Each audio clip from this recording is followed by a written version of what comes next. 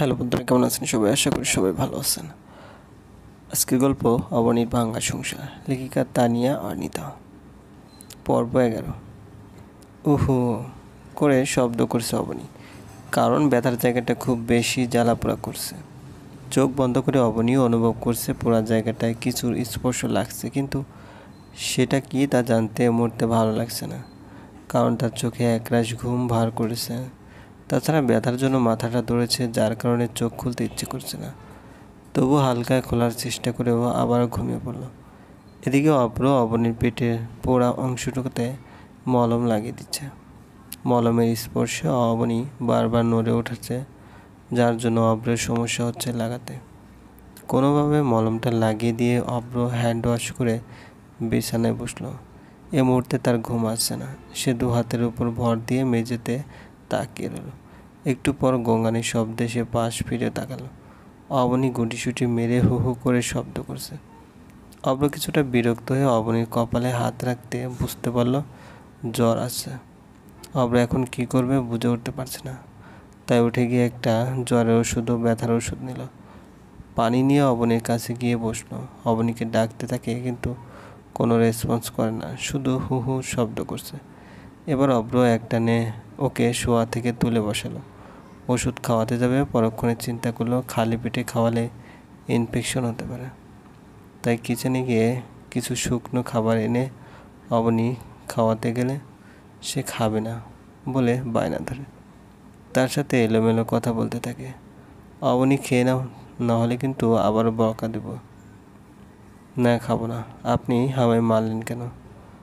আমি তো বলেছি আমি ইচ্ছে করে করিনি, তবুও মারলেন। আমি খাবো না। অবনী, আমার খুব ঘুম পাচ্ছে, কথা কম বলো আর খাবারটা খেয়ে নাও, নাহলে ওষুধ খেতে পারবে না। বললাম তো আমি খাবো না। আপনারা সবাই আমাকে মারেন, বকেন, আমি দোষ না করলেও আমাকে এত আঘাত সহ্য করতে হয় কেন? হ্যাঁ, আমি কি শুধু মার খাওয়ার যোগ্য? আমাকে কি একটু ভালোবাসা যায় না? আপনারা সবাই পচা। মা, আপনি দুজনই খুব বেশি পচা। আমার উপর কারো দয়া হয় না, শুধু মার আর বকা ছাড়া। কথাগুলো বলে ঠোঁট উল্টে ফ্যাস করে কেঁদে দেয়। অব্র হাঁ করে তাকিয়ে থাকে। এ মাঝরাতে এ মেয়ে কি বলে এসব? অব্র জানে অবনী স্বাভাবিক থাকলে তার সামনে এত কথা বলতে পারতো না, কারণ বিয়ের এত মাস পার হয়েছে। অব্রের সাথে অবনী এখনও তেমন কোনো কথা হয়নি, যা হয়েছে তা খুব অল্প। এ মুহূর্তে অবনী ঘোরের মাঝে আছে, তাই কি বলছে নিজেও জানে না। অবনী এবার অব্রের গায়ের উপর ঢলে পড়ে। অব্র তাড়াতাড়ি ধরে নেয়, না হলে সোজা গিয়ে খাট থেকে নিচে পড়তো। অবনী অব্রের বুকের সাথে লেপ্টে আছে। অব্র আস্তে আস্তে ডাকে, অবনী প্লিজ খেয়ে নাও, আমি তোমাকে আর বকা দেবো না, প্লিজ জেদ করো না। দেখো আমার অফিস আছে সকালে, উঠে খেয়ে নাও। অবনী ঠোঁট উল্টে বলে, না, খাবো না। অব্র আর উপায় না পেয়ে জোর করে অবনীকে খাইয়ে দেয়। প্রথমে অনেক জোরাজুরি করলেও শেষ পর্যন্ত অব্র জয়ী হয়। ওষুধ খাইয়ে দিয়ে অবনীকে শুয়ে দেয়। কাঁথাটা জড়িয়ে দিয়ে নিজেও শুয়ে পড়ে। অবনীর দিকে মুখ করে কিছুক্ষণ ওর দিকে চেয়ে রইল। অব্রের এখন কেন জানি খারাপ লাগছে অবনীর জন্য। মেয়েটাকে খুব বেশি কষ্ট দিয়ে ফেলেছে। দীর্ঘ একটা নিঃশ্বাস ফেলে চোখ দুটো বুজে নিল। সকালে 9টায় চোখ মেলতেই দেখে পাশের জায়গাটা খালি। অবনী বিছানায় নেই। ওয়াশরুমের দরজা খোলা, তার মানে অবনী নিচে চলে গেছে। অব্র উঠে শাওয়ার নিতে চলে গেল। অবনী নিচে যেতে দেখে তার শাশুড়ি এখনও ওঠেনি, তাই সে নাস্তা তৈরি করতে কিচেনে গেল। সার্ভেন্টকে নিয়ে কাজে নেমে পড়ল। প্রায় 30 মিনিট পর সিমরান রহমান এসে অবনীকে দেখে তার পাশে গিয়ে দাঁড়ালেন। কি মা, রান্না করছো? জি না মা। নিচে এসে দেখলাম আপনি এখনও ওঠেননি, তাই ভাবলাম আমি আজকে নাস্তাটা তৈরি করি। কি বলো তো, কাল আসতে অনেকটা রাত হয়ে গিয়েছিল, তাই। আচ্ছা, ভালো কথা। কাল অব্র তোমার সাথে কি কোনো খারাপ ব্যবহার করেছে? অবনী রুটির জন্য আটা মাখছিল। মায়ের কথা শুনে অবনীর হাত থেমে গেল। চোখের কোণে জল জমাট বাঁধল, কিন্তু দু আঙ্গুল দিয়ে তা আস্তে করে মুছে দিল, কারণ এই জলটুকু কেউ দেখার জন্য নয়, শুধু নীরবে মুছে নিতে হয়। না মা, কাল উনি কোনো কিছু বলেননি। ওনার মাথা ধরেছিল, তাই উনি চলে আসেন। আমি ওনাকে ওষুধ দিয়ে ঘুম পাড়িয়ে দিই, আমি অনেকক্ষণ জেগেছিলাম আপনাদের জন্য, কিন্তু চোখ লেগে এসেছে তাই। অবনী কথাটা মন খারাপ করে বলে। সিমরান রহমান হেসে তাকে আদর করে বললেন, সমস্যা নেই, আমিও এসে তোমাদের কাছে গিয়েছিলাম, ভেবেছিলাম তোমরা ঘুমিয়ে পড়ছো, তাই আর ডাকিনি। নাস্তার টেবিলে অবনী সবাইকে খাবার সার্ভ করছে। অব্র আর চোখে অবনীর দিকে কয়েকবার তাকালো, কিন্তু অবনী অন্যদিকে তাকিয়ে কাজ করছে। এমনকি অব্র কয়েকবার অবনীর কাছে এটা ওটা চেয়েছে যাতে অবনী তার দিকে তাকায়, কিন্তু সে নিচের দিকে তাকিয়ে যা দেওয়ার দিয়েছে। কোনো কথা রিপ্লাই করেনি বা তাকায়নি। অব্র বুঝতে পারলো অবনী তাকে ইগনোর করছে।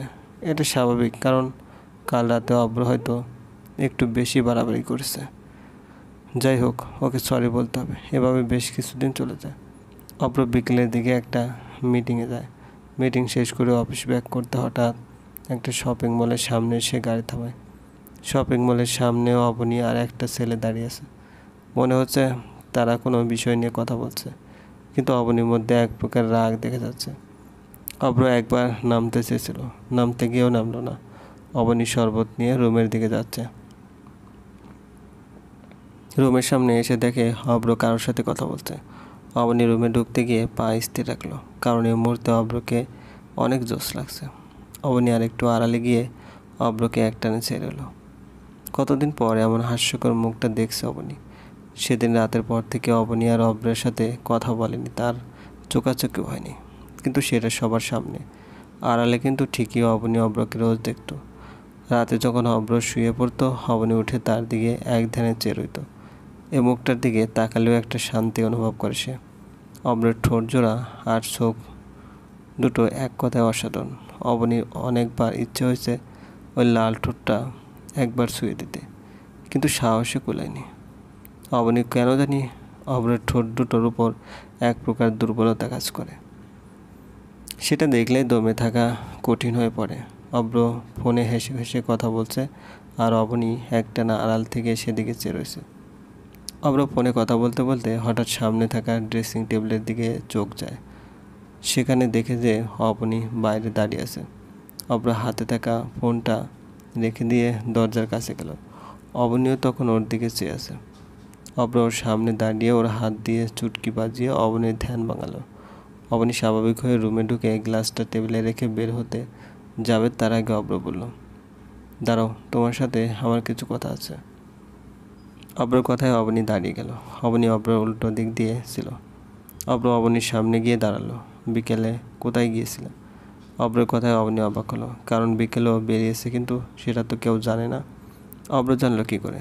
তাও সে বাসায় ছিল না, অফিসে গিয়েছিল। তাহলে কী হলো, উত্তর দিচ্ছ না যে? নাকি জানতে চাইছো আমি কেমনে জানলাম, তাই না? এবার অবনী একটু ভীষণ অবাক হলো। অব্র কি কোনো জ্যোতিষী নাকি যে সব জানে? অব্র আবারও প্রশ্ন করল। এবার অবনী ভাবুক দৃষ্টিতে নিচের দিকে তাকায়। কিছুক্ষণ ভাবান্তর ভঙ্গিতে থেকে সে অব্রের দিকে তাকায়। আপনি কি সত্যি জানতে চান আমি কোথায় গিয়েছি? আপনি যখন আমাকে প্রশ্নটা করেছেন, তার মানে নিশ্চয়ই আপনার চোখে কিছু পড়েছে। ওকে, আমি সব বলবো, তবে আপনাকে কথা দিতে হবে আপনি কোনোভাবে উত্তেজিত হতে পারবেন না। রাজি? অব্র বুঝতে পারছে বিষয়টা জটিল, তাই সে সম্পূর্ণ ঘটনা জানতে অবনীর সাথে তাল মেলায়। অবনী নিজের কাজ সেরে রুমের দিকে যেতে হুট করে তার কানে কারো চেঁচানোর শব্দ আসে। আওয়াজগুলো অন্তির রুমে থেকে আসছে। অবনীর রুমে উঁকি দিতেই দেখে অন্তি ফোনে কারোর সাথে রাগান্বিত হয়ে কথা বলছে। অন্তি কথার মাঝখানে লাইন কেটে দিয়ে ফোনটা বিছানায় ছুঁড়ে মারে। ফুসফুস করতে করতে থাকে রাগে। অবনীর রুমে ঢুকে অন্তির পাশে বসতেই অন্তি চমকে ওঠে। ভাবি, তুমি এখানে? কিছু বলবে? না। অন্তি, আমি রুমের পাশ দিয়ে যেতে তোমার চিৎকার শুনে দরজার কাছে আসি। মনে হচ্ছে তুমি কিছু নিয়ে আপসেট। আমাকে বলবে কি হয়েছে? অন্তি প্রথমে কিছু